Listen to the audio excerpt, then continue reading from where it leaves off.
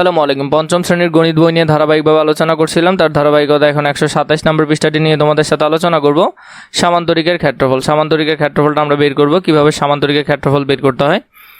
8 centimetre ভূমি, এখানে 8 centimetre ভূমি দেওয়া আছে। এরপরে 6 সেন্টিমিটার উচ্চতা বিশিষ্ট, মানে উচ্চতা হাইট দেওয়া আছে কত, 6 সেন্টিমিটার। সামান্তরিকের ক্ষেত্রফল নির্ণয়ের উপায় আমরা বিবেচনা করব।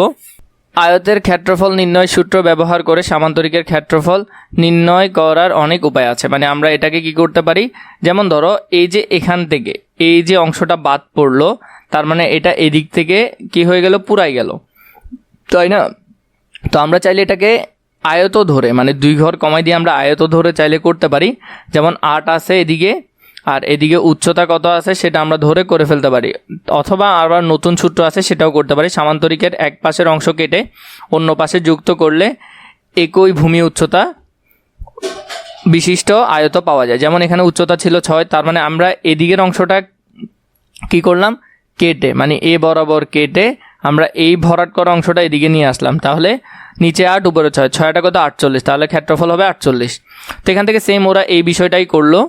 দেখো এরপর হলো যে রাফির ভাবনা, তুলির ভাবনা, এক একজন এক একভাবে ভেবে এগুলো করতে পারে। 1 নাম্বার, রাফির পদ্ধতি অনুযায়ী সামান্তরিকের ক্ষেত্রফল হবে ওইদিকে 6 আর 8ই থাকবে, তাহলে 6টা 48 বর্গ সেন্টিমিটার।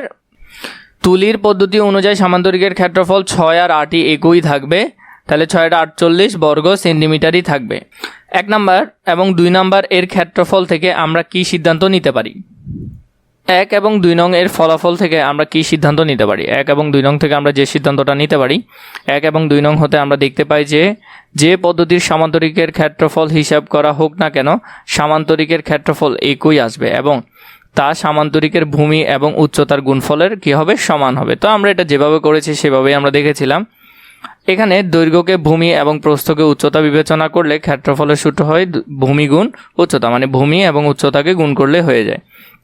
এই সূত্রটি আয়তনের ক্ষেত্রফল নির্ণয়ের সূত্রের অনুরূপ, মানে একই রকম দেখতে। নিচের সামান্তরিকগুলোর ক্ষেত্রফল নির্ণয় করি। তো এখানের মধ্যে আমরা ক্ষেত্রফল নির্ণয় করব। যেমন এখানে আছে 7, এদিকে আছে 7।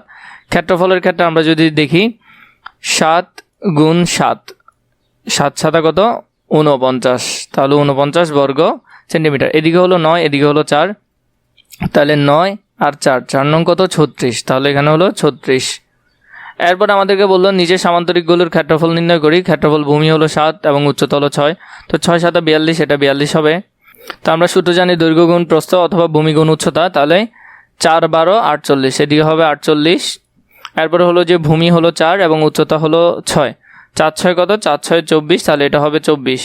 এরপর এটা হলো যে ভূমি 3.5, উচ্চতা হলো 4, 3.5 আর 4 গুণ দিলে হবে 14, তাহলে 14 বর্গ মিটার।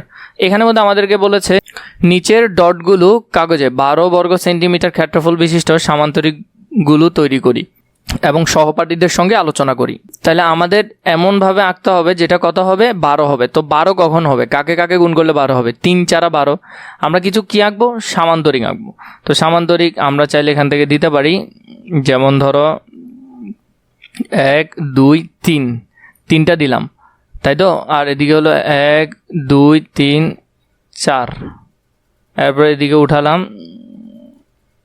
তাহলে এখানে ধরো উচ্চতা হলো 3 আর এদিকে হলো 4, তো 3 4 কত 3 4 12, তাহলে এটা 12 হবে।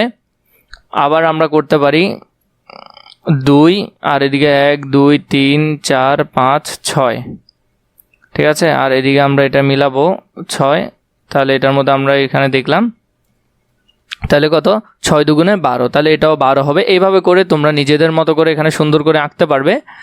যেভাবে ইচ্ছা সেভাবে আঁকতে পারো, যে কোনোভাবে ক্ষেত্রফল 12 বর্গ সেন্টিমিটার হলেই হবে।